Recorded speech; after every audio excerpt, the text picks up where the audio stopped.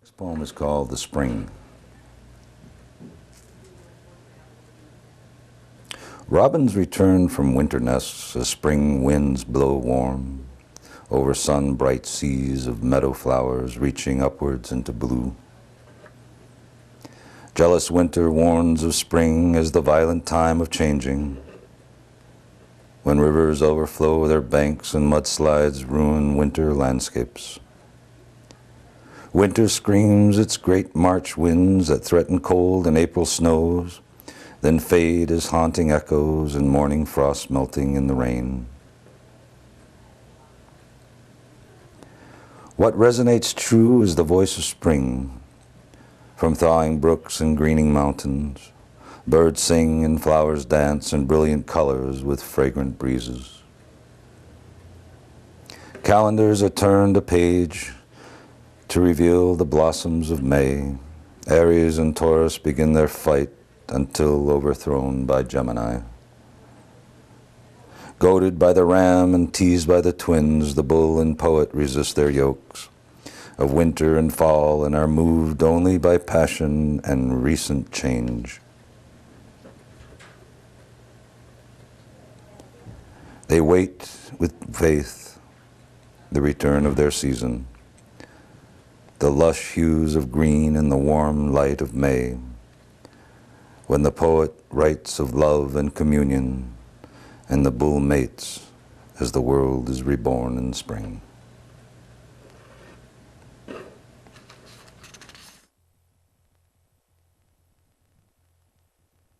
name of the poem is called Railroad. The train starts and stops, shakes, rattles, rocks, and rolls. To Boston, New Haven, New York, Chicago, and San Francisco. Through alpine mountains or underground, we listen to that rattling sound. The sound of steel hardening our lives, making music and rhythm drives. On this train, we live and ride by the complimentary ticket of life.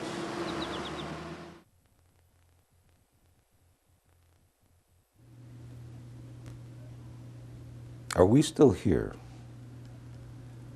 waiting for the next explosion, in a terror-filled vacuum of patriotic wonder, waiting for the fireworks to end? Falling lifelessly as a casualty of the World Trade disaster, leaping from 100 stories hand in hand. Is it easier to die with someone else or alone in a long descent? I am lost in this lonely fall, drifting from emotion to emotion, dashing against beliefs to my horrific end. But it has not ended yet. It will not end, as all souls that die are born again. Isn't it said, somewhere in the universe between God and man, souls live in Elysium? Suspended from earthly ties, bonds of hatred and pain, paranoid hallucinations, and bonds to materialism. Somewhere in the darkness of rage, the eyes of Satan glow, drawing us closer to the fires of war and the oblivion of revenge.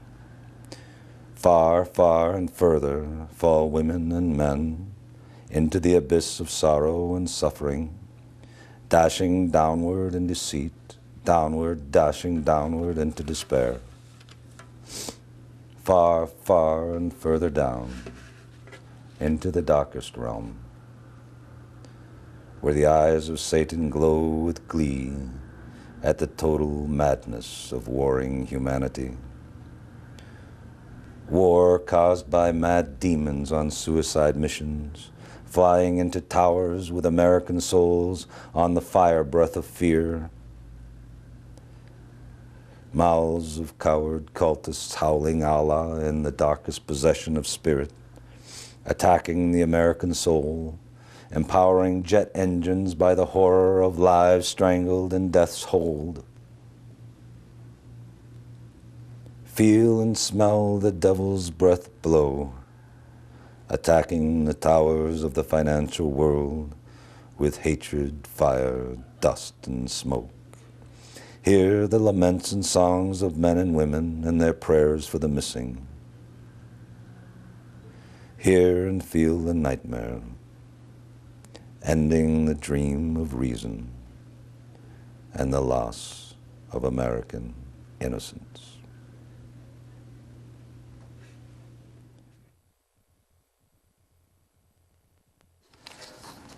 I'm sure my viewers know that controversy is part of the L.A.Steel tradition here. So this poem is called Blood Red.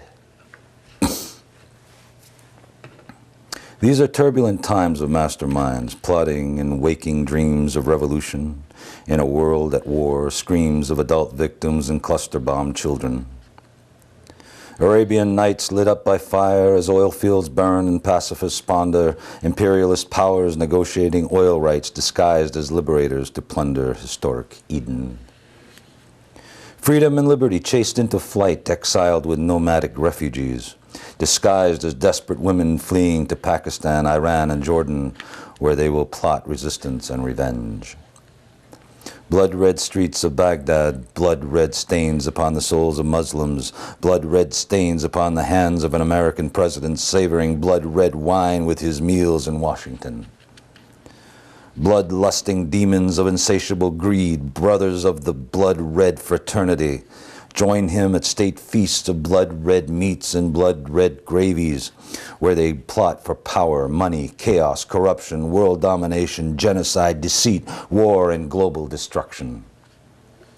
Washington, D.C., where demons drink power and feast disguised as leaders of corporations, arm dealers, heads of state, lobbyists, and madmen, all members of the Christian right, blessed by their reverend.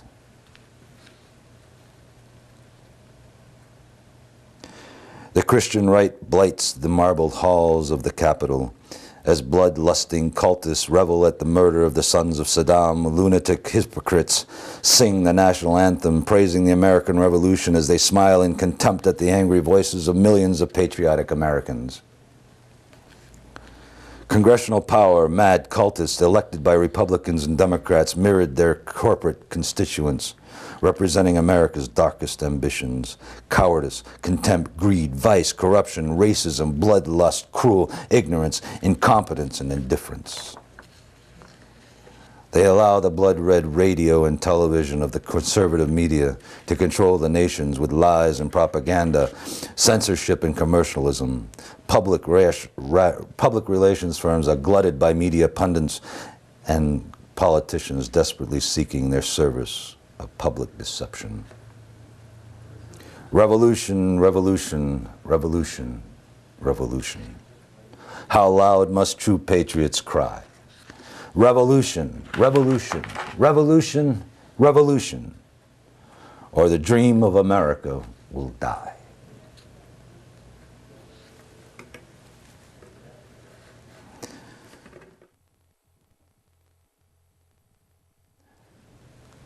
This poem is called Down Baldwin. In a vision deluded by tears, I await clear view again for a celestial visitor with the voice of wisdom.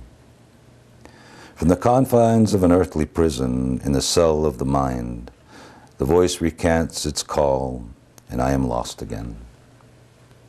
In the grand light of a dream, I walk under the stars and streetlights with old friends and cynics. virtue and vice. In the succession of time, I hesitate to walk in step as I feel the age of body listening to its warning. In the silence of the street, the heart beats rapidly in the rhythm of fear and atonal thoughts. Regrets of past decisions flash as thunderclouds of shame, bringing storm and rain to collide with peace again.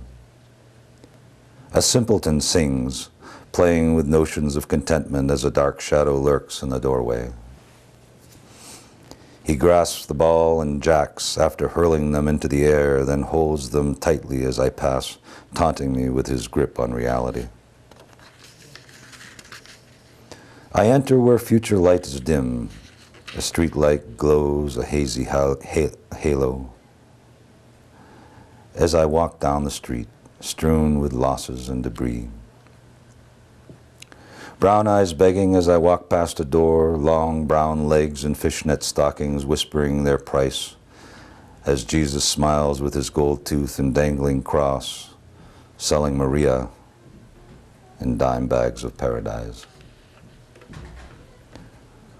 Women lean out their windows as they look to the street, remembering or calling out to lovers, as children play in the stairways where homeless sleep.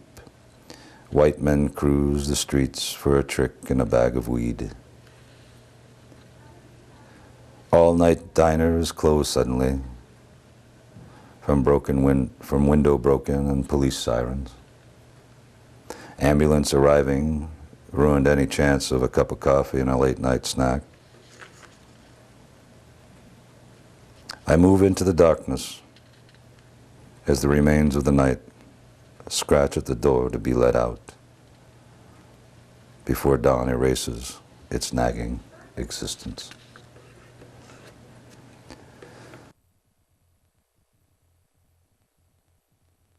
Good evening, I'm L.A.Steel.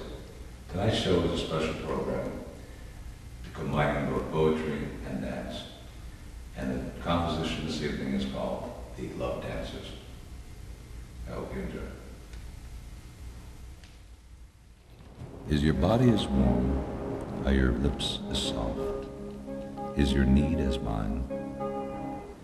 Is it loss or love? Is it less than I feel? Is it nearing an end? I sense the fear, I feel the pain. It is a moment unexplained. But the moment is a moment. The hour is longer to live, to love. And questions are answered in time. So be with me now, and let our love ride time, and see what will come.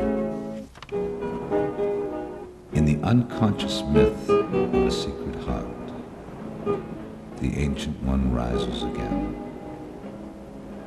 I see her in you to call me to life, in love and emotion. Your death is mine, sleep. So faint heart, meet again with mine, and we will rise to a new Eden. We leave our perch in the wake of dawn and soar the sky in search of day. We touch our wings and float upon the winds and sing the excitement of life. As we wing into the sunlight, we play and fly in circles as dancers around the sun. We dive into the ocean, skip upon the crests of blue, and feast upon our love. We fly into the horizon as day turns to night, into the gold and lavender sunset of life.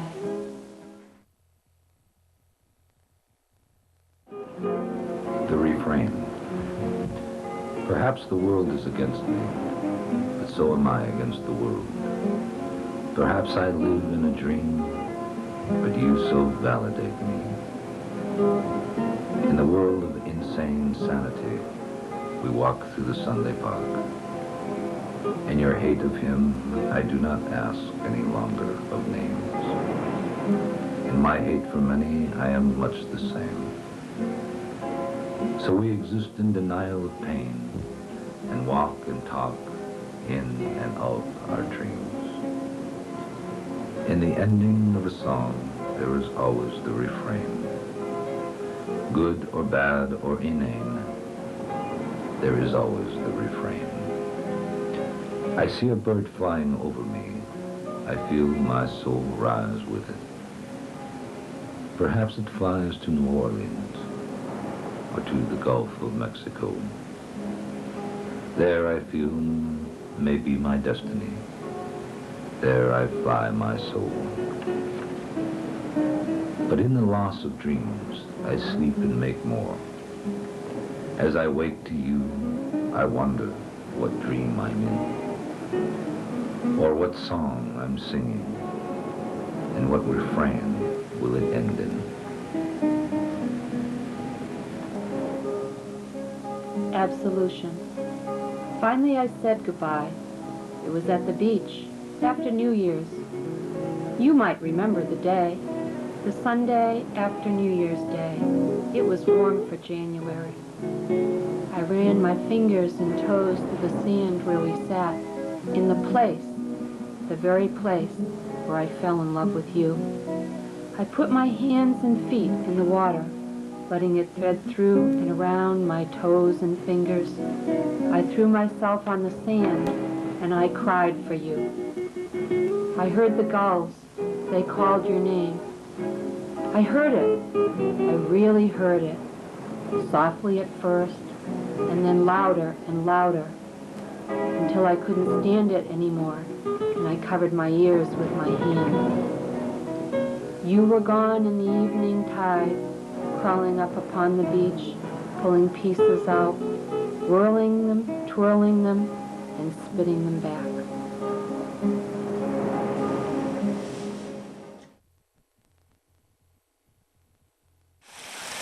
Making a good impression. I followed a trail of fresh fallen snow one winter's day while taking a hike.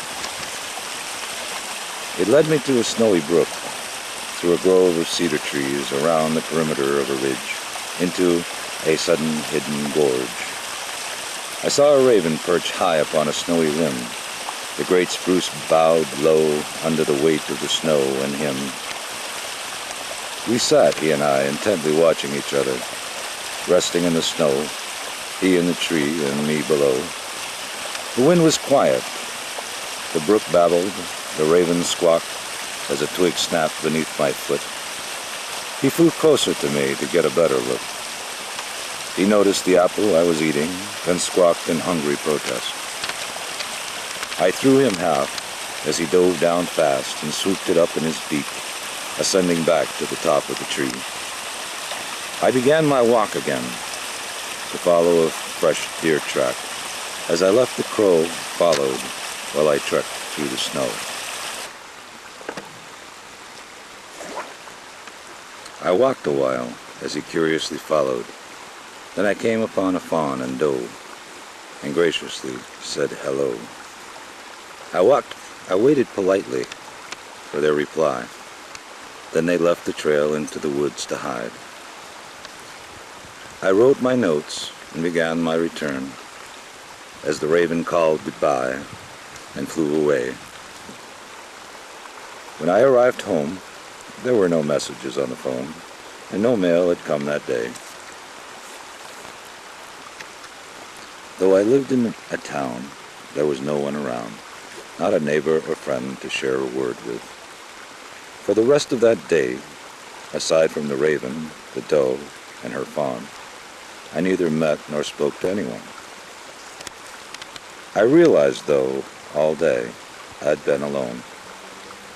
I had made a good impression on someone.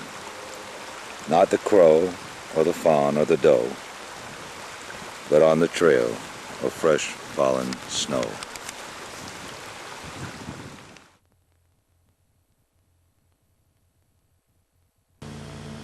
There are no sanctions in life. Each thought or action is balanced. Each day brings night. Each wrong brings right. To the right of darkness is light. A rolling white field stretches before the walkers of life. Every knoll has a vale, every depth has a height. There may be fences or covered rocks, mole holes, or a tree here and there. The field may lay flat as a white mat or carpet of dazzling imagined colors, images and holograms of unattentive life, darting in and out of sight. A spirit may wing by as a swift blast of wind, or embodied in the coat of a deer. A message of memory in a frozen fallen leaf, whirling at play near your feet. A dancing thought on the white fields of nearly forgotten time. Time known only to the human mind. White fields of winter crusted over by rain and wind, harsh rays of sun are broken by footsteps leading on. On to the forest or into the horizon, on to a destination known only to one.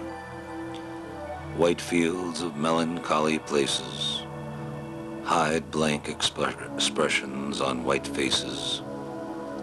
Their blank stares at the world where color dots the landscape to create beauty and complex passions. White fields remain untrodden and harbored by the green borders of golf courses and cultured forests. Snowballs and snowmen, or an occasional white stallion, running on white ground within the boundaries of white corral fences. In white-sounding towns, white fields of milk and honey, milk and Christian virtues, snow-blind hallucinations and discomforts of frozen eyelids and cracked lips, chapped by the blistering boredom of dreary days of blinding white. White minds focused on sun-blinded blurbs of newsprint and computer screens, transmitting white diseases of eye strain and migraines, cured by aspirin, Prozac, and cocaine. White fields sometimes turn yellow and sometimes melt away. The Arctic and Antarctic circles and rural plains and pockets of snow and ice, white fields remain forever white.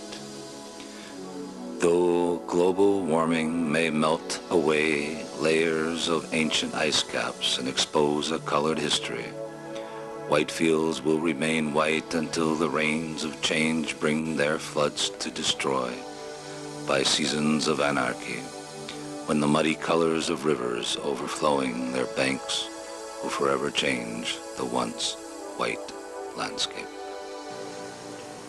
And I want to thank the viewers for watching us, and I hope you continue to watch us in the future. We have some plans for some great shows. And I want to thank you, Lila, for all that you've done.